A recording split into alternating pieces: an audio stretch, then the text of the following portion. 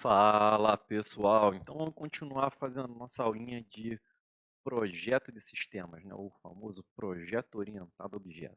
Então, hoje a gente vai falar um pouquinho sobre os princípios e conceitos orientados a objetos. Então, a gente vai continuar falando um pouco sobre orientação a objeto, só que o foco da gente, como sempre, é pensar em características que a gente ainda não viu para auxiliar a gente no nosso projeto. Então, a gente vai revisar alguns conceitos, vocês vão ver que eu vou falar de alguns conceitos de forma diferente, né? Talvez que vocês não tenham visto lá na sua disciplina de programação orientada a objeto ou na sua disciplina inicial de análise de sistemas ou modelagem de sistemas, mas é porque agora, além das características de modelagem, a gente também tem que focar em algumas características do projeto. Então vamos seguir lá.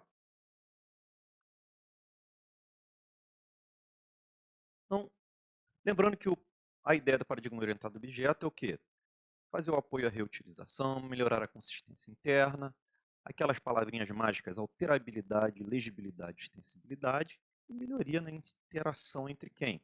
O analista, o cara que está tentando entender o problema e às vezes até desenvolver, o projetista também, e o especialista, onde o especialista é o cara que tem o conhecimento do problema, que vai passar para o analista ou para o desenvolvedor, ou seja lá quem for que você queira chamar, né, o responsável por entender a complexidade do que é para ser feito.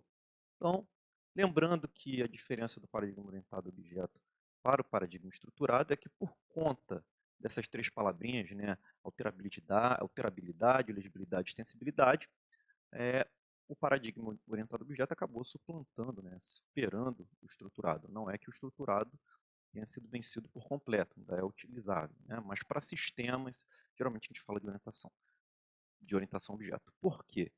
Porque geralmente o sistema estruturado, feito de forma estruturada, ele gera uma complexidade que para manter ou para aumentar o sistema, ou para você simplesmente entender o sistema, ela fica muito maior do que você olhar algo no paradigma orientado a objeto. E hoje a gente vai discutir um pouquinho sobre essas coisas.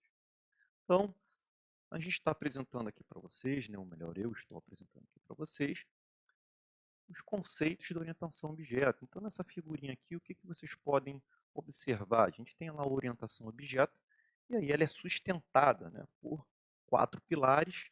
Na verdade, eu costumo falar que são cinco, né? Mas a gente vai ver lá que tem o encapsulamento, polimorfismo, a generalização, a composição, né? Então, generalização ou hierarquia, como alguns chamam, ou a composição, modularidade da orientação a objeto, como outros chamam, né? E aí tem a base de tudo, que é a abstração. Então, eu costumo falar, por mais que essa figura não represente por completo, é que existem cinco pilares para a orientação a objeto, né? Mas, na prática, eu tenho a base, que é a abstração, que vai dar suporte a todos os pilares que fazem com que a orientação a objeto exista, né? Então, a gente vai falar um pouquinho agora sobre a abstração, né? Qual é a ideia da abstração? Então, lembrando lá que a gente está fazendo uma analogia com a biologia, a gente está tentando transformar tudo em quê? Em objeto. Um objeto para desenvolver. Esse objeto ele vai ser agrupado em classes, né, que são conceitos que a gente tem que utilizar. Então, a abstração é quando você quer fazer um modelo mental extraindo as características do problema que interessam para a sua solução. Então, a gente está simplificando o mundo. Imagina que você está tentando, por exemplo, fazer um inventário de livros. Se você está tentando fazer um inventário de livros, qual é o objetivo? O objetivo é falar de capacidade de armazenamento. Se for capacidade de armazenamento, eu tenho que chegar e falar o quê? Olha, qual é o tamanho do livro, qual é o volume do livro, qual é o peso do livro. E aí eu sei mais ou menos quantos livros daquele tamanho eu consigo armazenar. Você quer saber, do ponto de vista de conteúdo, olha, quais são os livros de ficção científica, quais são os livros técnicos, quais são os livros de culinária? Então, provavelmente essa modelagem tem um outro propósito, né? Essa análise que você está fazendo. Isso significa que a sua capacidade de abstração vai ter que responder ao problema que você está tentando resolver, tá certo?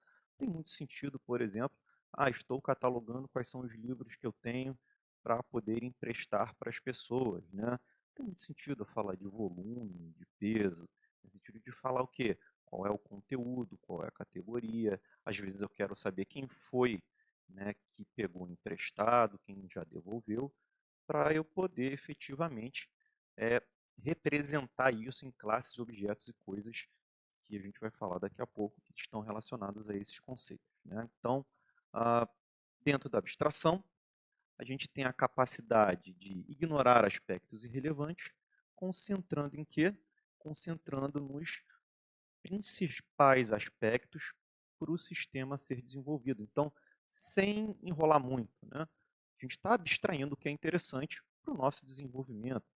Se você está fazendo lá um joguinho que controla carrinho que vai bater, você tem que saber a velocidade, você tem que ter o domínio da colisão. Se você está fazendo um sistema para um colecionador de carros, você tem que saber o que? As dimensões do carro, o estado de conservação. Então, são modelagens diferentes para o conceito de carro que você quer representar no seu sistema. Logo, a abstração, essa capacidade, é o pilar que vai permitir a gente extrair as coisas necessárias ou os elementos necessários para a gente fazer a orientação ao objeto. Ah,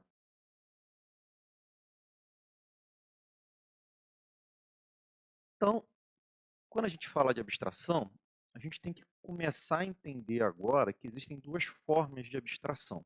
E aí a gente já está falando um pouquinho de algo que talvez você não tenha visto, né? Então, a abstração de dados e a abstração de procedimento. Então, a abstração de dados é quando você quer representar algo, um tipo, tá? Que tem um conjunto de operações. Então, ah, por exemplo, eu tenho algo que é empilhável, né? Os livros aqui são empilháveis, mas, por exemplo, se eu pego o meu fonezinho de ouvido, eu também consigo empilhar, certo? E aí, o que, que eu posso fazer com algo que é empilhável? Posso empilhar e desempilhar, certo? Tiro um livro de cima do outro, coloco um livro em cima do outro, ou pego isso daqui e coloco no meio, não importa a forma como você empilha. O que importa é que as operações de algo empilhável, né, são as operações de empilhar, desempilhar e outras que a gente vai aprendendo conforme a gente vai interagindo com o domínio, conforme a gente vai conhecendo o domínio.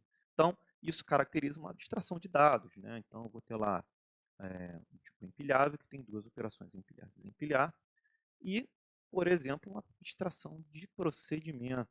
Então, é quando você pega algo que é uma operação e quer transformar isso em algo atômico. Por mais que você saiba que essa operação ela é dividida em vários métodozinhos, que nem você fazia lá no sistema estruturado, né? Então, vamos imaginar. A gente tem lá o calcular salário líquido. Então, a gente tem lá o salário bruto, que é o quanto a gente ganha. Mas a partir do salário bruto, a gente tem uma série de descontos, né? Então, a gente vai pegar lá, calcular o imposto de renda, a gente vai calcular a contribuição para a Receita Federal, né? E aí outras taxas. Então, todas essas operações pequenas fazem parte do calcular o salário líquido, certo? Então, para mim é muito mais interessante, pensando no conceito de abstração de procedimento, falar que calcular salário líquido é um tipo, né? É um objeto que vai ser representado como uma classe ou um conjunto de objetos que tem operações como, né, obter salário bruto, calcular imposto de renda, calcular contribuição para aposentadoria, para a previdência pública, para a previdência privada e outros como descontar juros de empréstimo. Então, todas essas operações vão pertencer agora a esse objeto, essa classe, esse elemento que foi abstraído como um, um procedimento que foi abstraído como um objeto, né? Então, vamos pegar um exemplo que eu vou usar hoje nesse vídeo de hoje, que é um exemplo prático, né, para quem está nessa pandemia, quem está trabalhando em casa, que é lavar louça. Então, você tem uma pia de louça que você quer lavar, né? E aí, a gente tem várias coisas que podem ser lavadas: garfo, prato, talher, panela. E aí faz que eu quero fazer um algoritmo, né, para lavar a minha pia. Então, antes de eu fazer o algoritmo para lavar a minha pia, eu tenho que fazer o que na orientação objeto? Abstrair os elementos. E aí, quais são os elementos? Então, por exemplo, vamos olhar para a abstração de dados, né? Eu acabei de falar que eu tenho coisas que são laváveis: garfo, prato, né, talher, prato, copo, panela, então todas essas coisas são laváveis. E o que que eu espero? Eu espero que eu consiga molhar, né? A gente sempre dá uma molhadinha antes de passar o sabão, ensaboar e aí enxaguar e depois secar, certo? Então, observa, de certa forma, eu estou falando que qualquer coisa lavável tem que apresentar uma operação de molhar, uma de ensaboar, outra de enxaguar e outra de secar, né? Opa, interessante. Então, já estou falando ali que a partir da minha capacidade de abstração de dados, eu já agrupei uma porção de coisas em algo que é uma classe lavável que tem essas operações de novo, né? Molhar, ensaboar, enxaguar e secar. Ok. Agora vamos olhar um pouquinho nesse exemplo para a minha abstração de procedimento. Então, imagine que o ato de lavar a louça, né, ele pode ser feito de diversas formas diferentes. Então, tem gente que lava os copos primeiro, tem gente que lava as panelas primeiro, tem gente que lava os talheres primeiro, mas, de certa forma, você tem uma forma de lavar que pode ser diferente dependendo de como você quer lavar a louça. E não só isso, a ordem como as coisas podem ser lavadas, certo? Então, por exemplo, um copo pode ser que o copo eu queira lavar e enxaguar 2 vezes. Então, pode ser que, por exemplo, o ato de lavar copo seja algo que eu receba um copo, molhe, ensaboe, enxague, ensaboe, enxague e depois seque. Enquanto para lavar um prato pode ser que eu só molhe, ensaboe, enxague e seque. Então observa, eu estou dizendo que o comportamento de lavar louça, né, ele vai ser decomposto em vários passos diferentes, tudo bem? E esse lavar louça que tem vários passos diferentes também pode ser feito de formas diferentes. Então, é como se eu falasse assim, interessante. Então, eu poderia pensar numa abstração de procedimento, né? E aí, vou falar a minha abstração. Eu vou ter um elemento chamado lavar louça, que tem uma operação executar. E toda vez que eu executar o lavar louça, eu vou passar por executar algo que é lavável. Opa, se eu passo algo que é lavável, o que que eu posso fazer dentro do executar?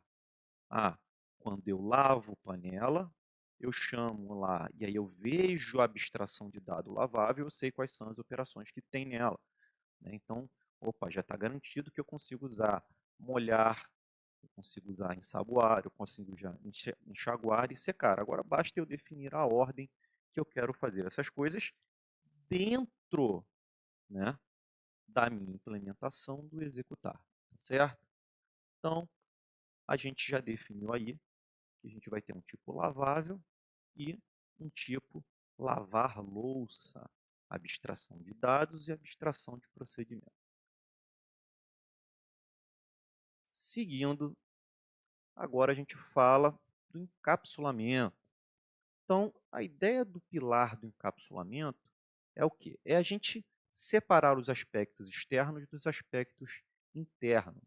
Quando a gente fala de encapsular, e eu fiz isso no exemplo anterior, já vou mostrar isso para vocês, a gente está falando que eu quero apresentar externamente o que eu posso fazer, o que aquele objeto pode fazer. Em alguns momentos, eu vou definir como aquilo é feito, mas eu posso saber o que ele faz sem saber o que ele não faz. De fora daquele objeto que eu estou encapsulando, eu só sei o que ele faz. E aí, como é feito, os detalhes de como isso é feito, eu tenho que olhar para o objeto ou para a classe que está implementando aquele ou aquela operação. Beleza? Então, quando a gente fala de aspecto externo, a gente está falando de interface e de contrato. Toma cuidado, interface aí não é interface Java, é interface do objeto, a interface que o objeto apresenta. O que, que é visível para quem é externo ao objeto, certo? Então, eu não estou falando que é aquela interfacezinha Java lá que você implementa, não é isso. Beleza até aí?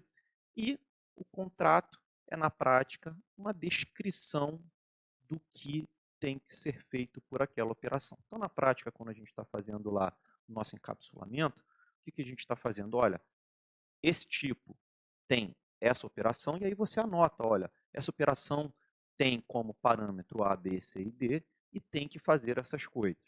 Então, vamos lá.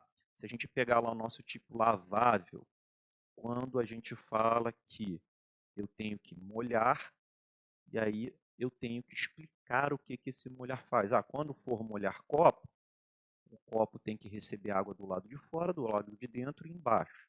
Quando for lavar prato, o prato tem que receber água nas duas faces. E aí eu estou explicando, eu estou descrevendo o que isso tem que ser, desculpa, o que tem que ser feito, né, dentro do contrato de molhar, certo? Tudo bem, eu entendo que tem uma complicação a mais, mas é porque a gente precisa dos outros pilares para poder definir direitinho cada um separado. Mas, de qualquer jeito, é no contrato que você vai definir como lavar, ou como molhar, né? Melhor, molhar um copo, molhar um prato, molhar um garfo e coisas do gênero. Assim como ensaboar também. Então, você vai descrever como essas coisas têm que ser feitas. Beleza. E os aspectos internos são a implementação de cada método, né? E aí, lembrando, a gente também fez lá a nossa abstração por, por procedimento. Então, na abstração de procedimento, eu também tenho que ter o contrato do que o método executar faz. O que o método executar faz quando ele vai lavar um copo? E aí você vai explicar. Ao lavar um copo, primeiro eu molho, depois eu ensaboo, depois eu enxago, depois eu ensaboo de novo, depois eu enxago de novo, depois eu seco. Ao lavar um prato, e aí você vai definindo, né, a ordem das coisas ou como isso deve acontecer. Desculpa, o que deve acontecer, né? E aí, como faz o aspecto interno, é literalmente o código dizendo como é que você vai implementar esse tipo de coisa. Certo? Beleza. Então, lembrando que o encapsulamento vai complementar a abstração, onde a abstração tem como foco o comportamento observável do objeto. Então, é como se eu falasse assim, olhando para o objeto de fora, o que ele pode fazer? Né? Qual é a sua interface, o que ele lida, qual é a sua competência de fazer. E o encapsulamento vai falar da implementação do comportamento. É quem faz aquela coisa e aonde está aquela coisa. Certo?